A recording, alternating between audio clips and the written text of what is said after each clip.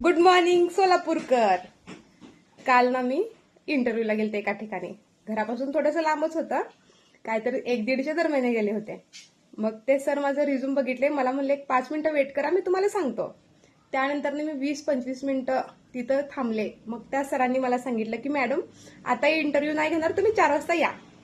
एकतर तुम्हाला माहिती आहे सकाळी थंडी असते तरी पण दुपारी ऊन मात्र लागायला सुरू झालेलं आहे, कडक ऊन पडायला सुरू झालेलं आहे.